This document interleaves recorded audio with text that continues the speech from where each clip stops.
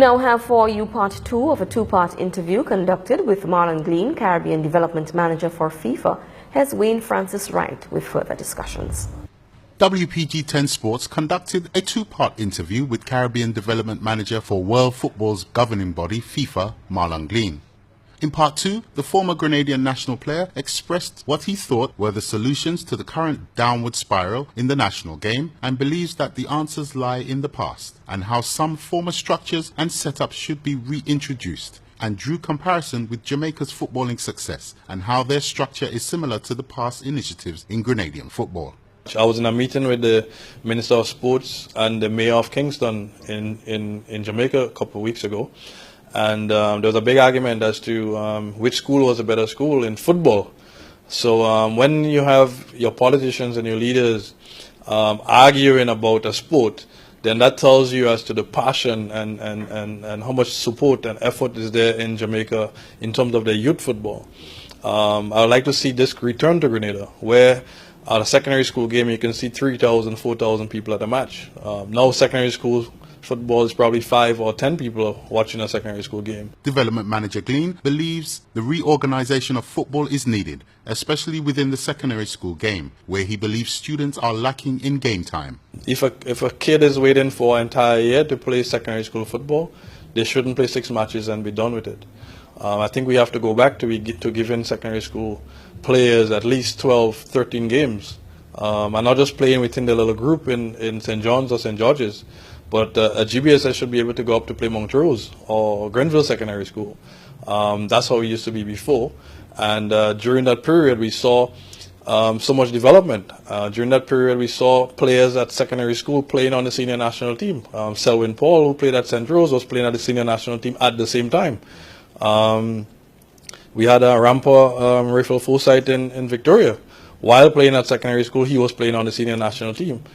Today, I'm not even sure there is any secondary school player who's even playing on the senior national team. He believes that more football at secondary school level will foster better youth development and much more on-field success, which will in turn see more players taking the game seriously as a career. So we have to get back to playing more football in Grenada. The GFA needs to organize more competitions, need to organize more training programs. The clubs, the schools, the Ministry of Sports, I think everybody needs to come together so that we can live the game. As I said earlier, no longer is football a sport. Football now is a career. It's a business. Today, a kid at 6 years old could dream about playing in the English Premier League. 30 years ago, that probably was not possible. We've seen with the Dwight York and the Russell Atterbury, and in recent times, we've seen some of the Jamaicans, Ricardo Gardner.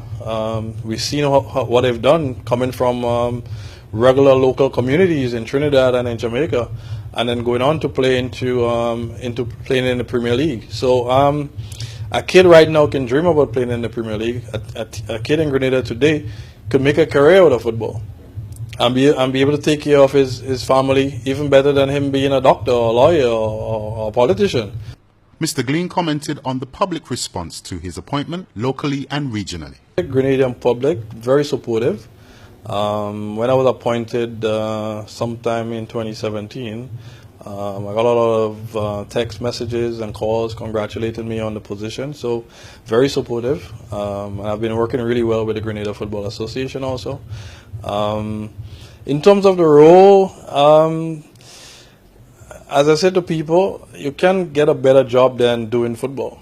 So on any given day, I'm watching football in Jamaica. I'm watching the Premier League in Jamaica.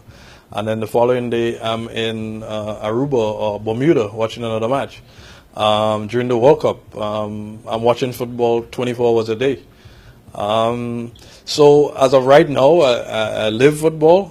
This is what I do 24 hours a day. On the call. The FIFA executive describes his position as a dream job, and his love for the game motivates him to do better daily.